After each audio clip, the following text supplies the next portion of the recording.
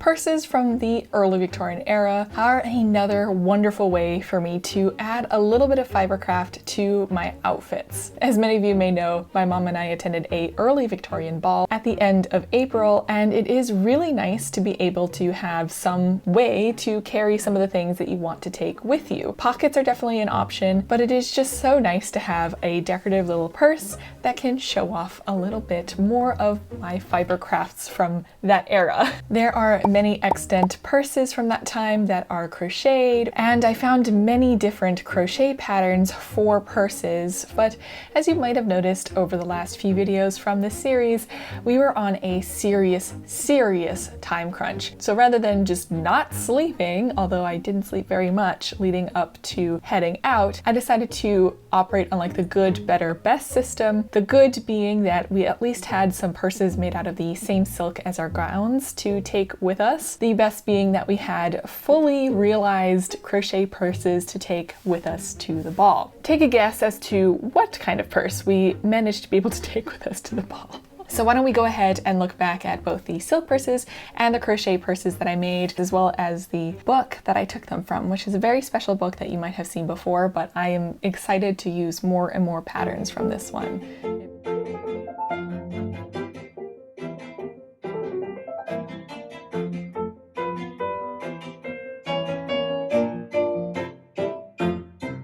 What I really meant when I said that we needed something to hold the important stuff for us when we went to the ball, I mean that we needed our purses to fit our cell phones so that we could take pictures and videos while we were there. So I used that to measure what size to cut out the purses, making my mom's slightly bigger because I realized it might be nice to be able to have the cell phone lay sideways at the bottom of the purse. This is definitely not meant to be a tutorial or any information at all really on how to make these silk drawstring bags. I highly recommend that you look up the tutorial on YouTube because that's exactly what I did, but they are actually way easier than I thought they would be, and I think they turned out really cute.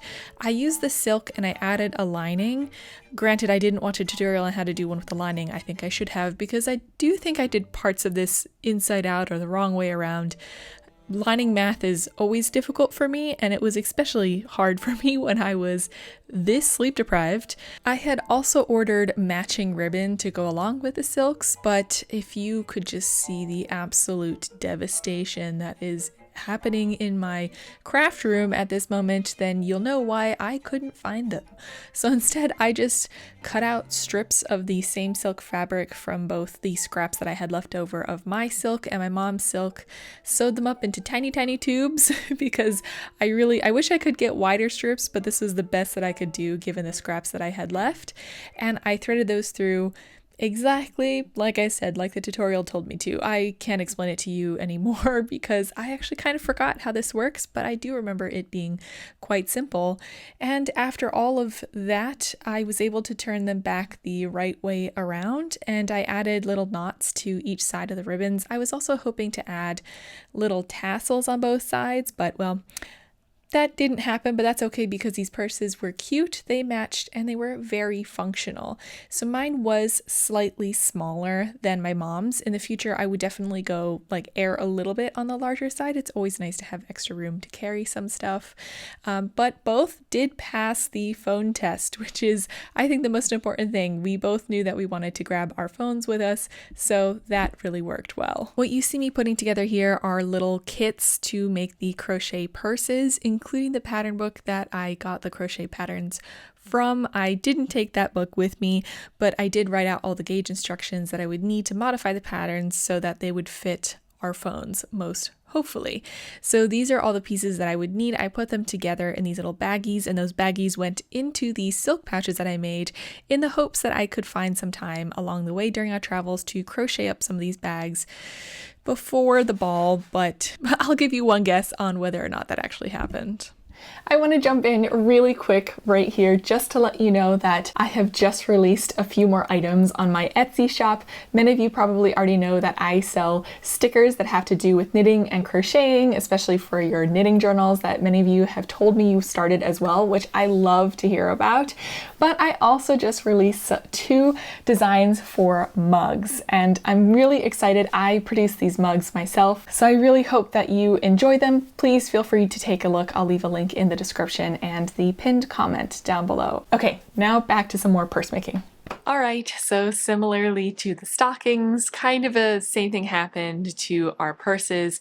I had wanted to make crochet purses and we just didn't have enough time. So we did have the little silk bags and purses that I based on an extant piece from that time period. But now that we're home, I still want to make the purses. I think that they are super cute, number one, and number two, I think that they're like eligible. Oh, I'm searching for the word. I'm having another one of those moments where I know eligible is not really the right word, but my brain can't find the right one. Applicable, maybe, for a variety of time frames. Hopefully you know what I mean. I'm so sorry. Sometimes my brain is just unable to get to it. Now, I have crocheted this much on my mom's purse. I started crocheting that while we were on the trip, but as I was working on it, it made me realize that it doesn't really look similar to, one second. I have an extant Victorian miser's purse that is beaded and is also red and silver, although that was not intentional. That just so happened to be the one that I have, and then this is the one that I designed. When I hold them up next to each other, can you see how different the sides of those beads are? So I think that that is part of the reason why I'm not getting the same effect on the crochet work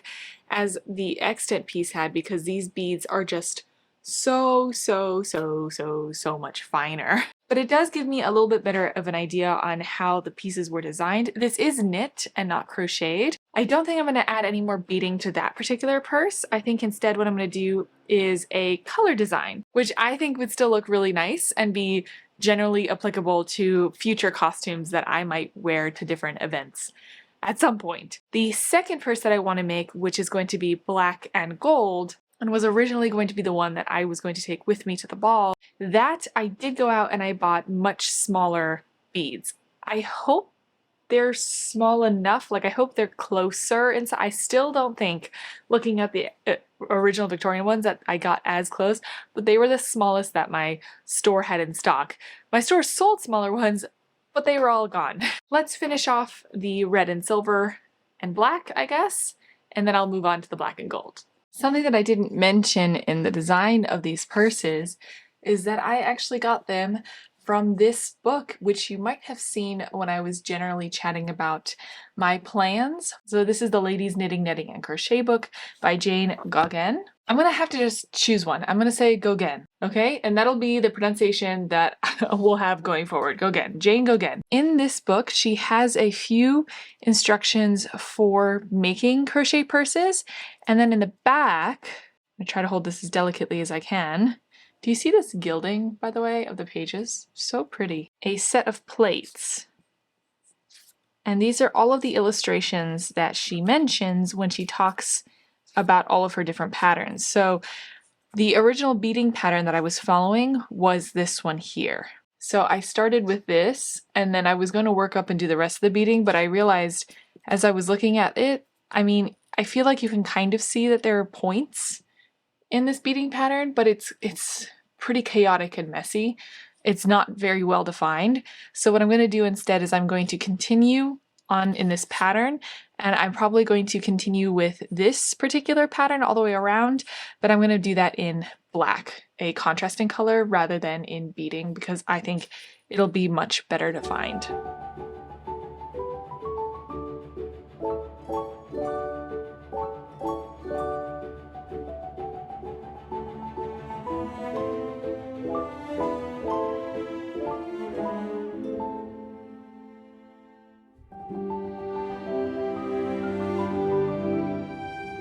For those of you wondering about the materials, I'm using Knit Picks Curio number 10 size crochet thread and a 1.25mm crochet hook. So I've been crocheting for the past few hours. Based on the length that this is likely going to be, it's only going to fit like half of my phone.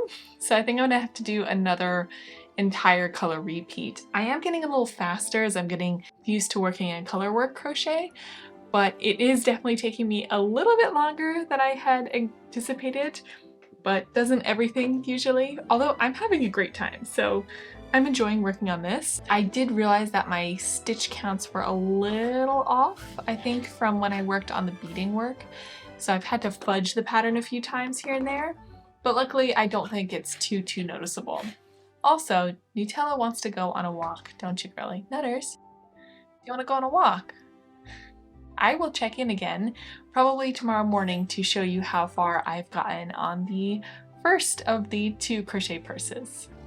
Good morning. It's the next day, and I think yesterday I left off having completed 12 rows of the color work on my mom's purse. Today we are just going to continue to work on the color work section, and I will definitely show you what it looks like after I finish one full color work repeat. Okay, so we are fully done with one pattern repeat. I think it looks really actually quite cute. A few things to note. Firstly, you might notice that the crocheting looks slightly different on the bottom beading part versus where I have the color work here. That's because I was working the wrong way around almost with the beads. So when I was crocheting like this, I was actually placing the beads on the back side of it. So I decided to flip it around because the color work does look a little bit, it's hard to tell, but it does look a little bit neater in person when the color work is on this side of the work. The second thing is I messed up on some of the counts on some of these color work sections, but I think I like fudged it pretty alright. The only thing is we didn't have quite enough for a last full repeat. So on the back, I instead am just doing the center part of the color work, and I'll kind of make that a feature of the purse rather than hiding it. I don't have my cell phone because it's over on my charger, and I don't really want to go get it because I know I'll forget to plug it back in, but just trust me when I say that about half of my phone can fit in here now. So I do want to do at least one more pattern repeat. The pattern in the book is repeated directly just the exact same way, but what I'm thinking of doing is flipping it 180, like flipping it vertically. So I'm repeating it, but this way around to kind of make that, I don't know, just another little bit of interest when you're looking at this purse. So I think I'm going to go ahead and crochet that portion of the purse now.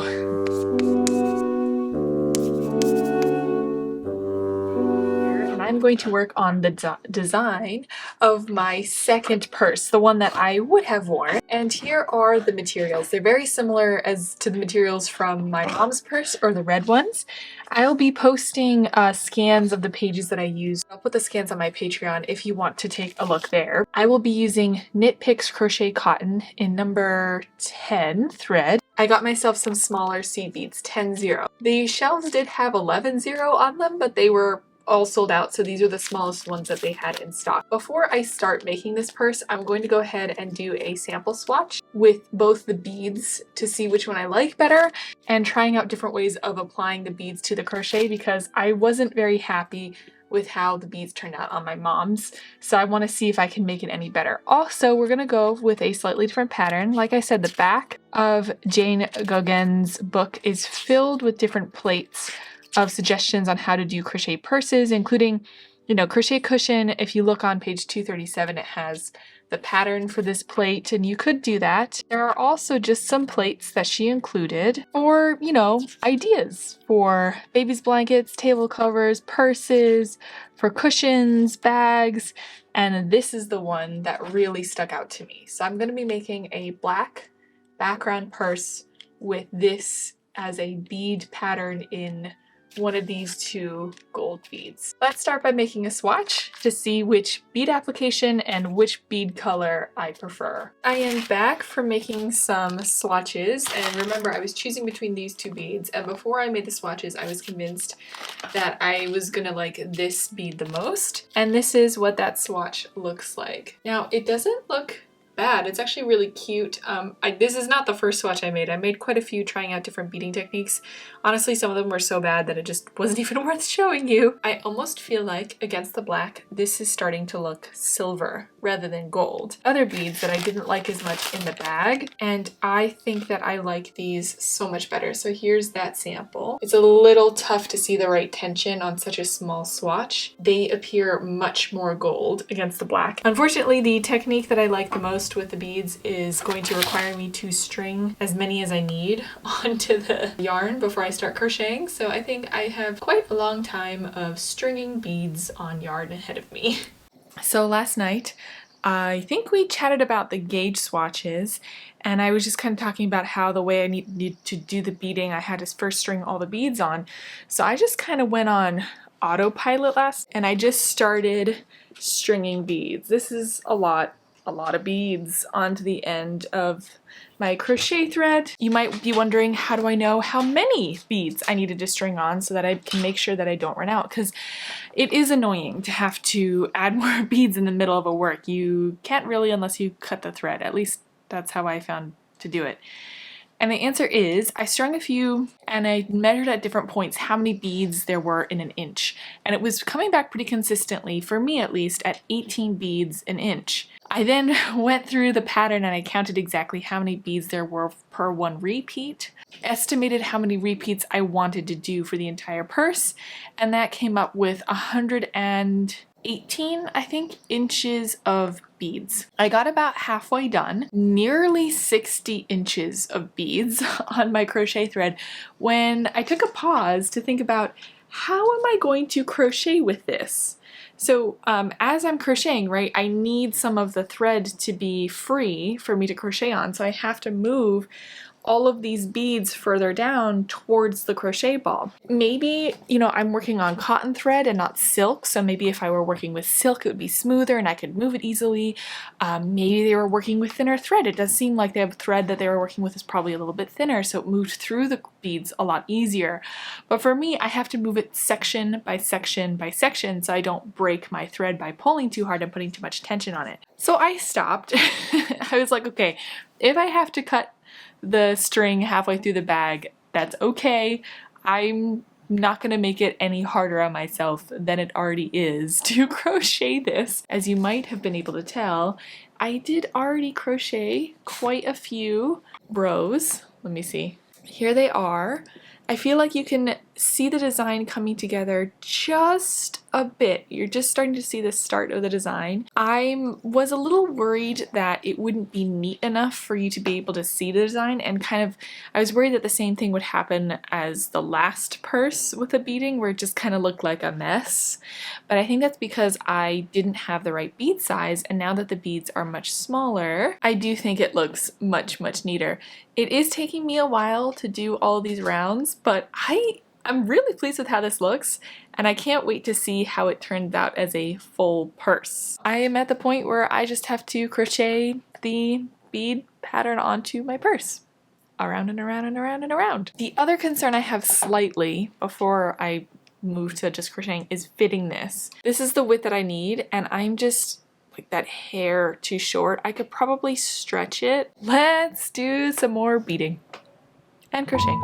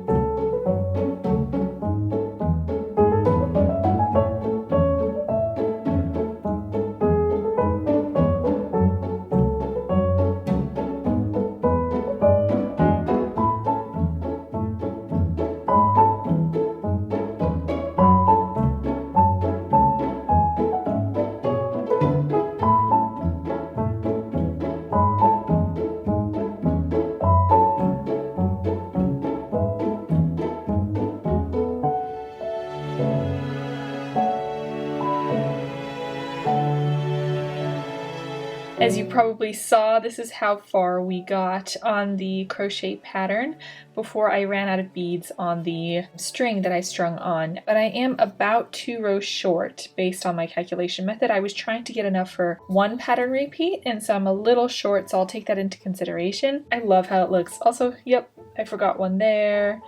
There's a few other places where I missed one, but because the pattern is so big and covers so much of it, I don't think it's super noticeable. The bead size really helped, and the new method of putting on the beads helped, and that makes this pattern really stand out and become super clear. Okay, so I guess now it's time to string on some more beads. For reference, here is the size of my phone, and I definitely want to be able to fit my phone in this purse. Anyway, I think now it's time to string on a whole lot more beads.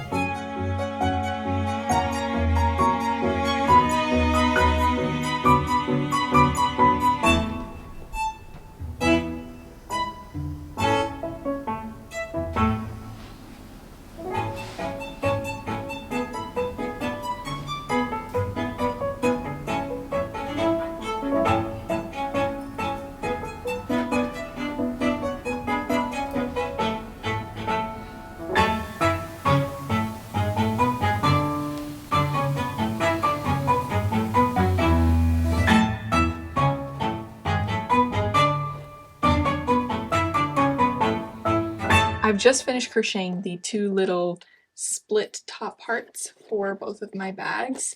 I had a little bit more success, I think, with the red one than I did with the black one, but what I remembered, so in short, the issue with the black one is that when I initially crocheted up, I went too narrow and it wasn't going to fit on this frame. I wasn't going to be able to really sew it in place, but I remembered that, hey, it's crochet, so I also just worked 2 rows all the way around and on the sides to kind of fill out that width and height that I needed, that I was missing, and that really solved that issue, so I'm super happy about that. So the next steps now are to line these bags. I went into my stash. Ideally I was looking for something black and silky, but I found this red, what is it?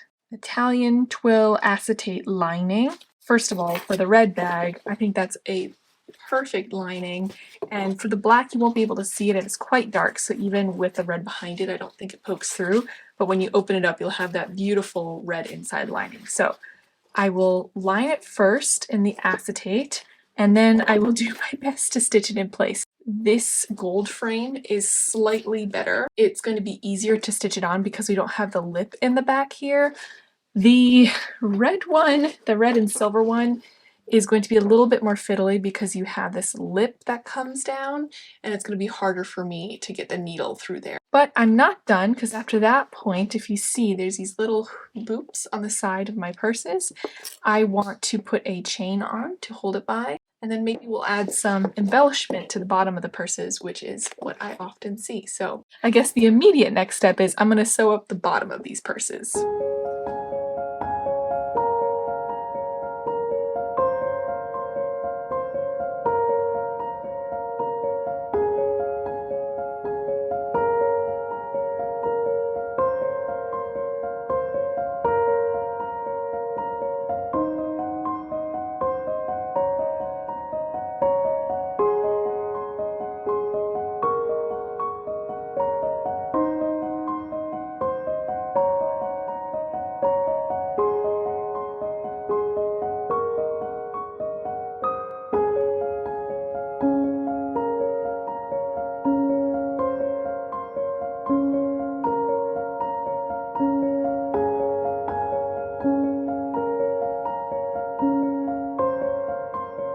While the red purse only fits my phone if I take the case off, I still think that both of these purses are a huge success. I'm really happy with them, and I think the last finishing touches really take them to the next level. The little tassels on this one with a delicate silver chain, the red silk lining on the inside. Well, I know it's not real silk, but you know what I mean. The silky lining on the inside, the little beaded loops on the side of the purse on the black one, which I saw often. I really like how these purses turned out. I would highly recommend trying some of your own if you are interested at all. They're very useful to have if you're ever costuming, and of course the bigger purse the better. I think that I learned across both the silk purses and these crocheted ones. Thank you so much for watching. I hope you enjoyed watching me make these 1840s crocheted purses.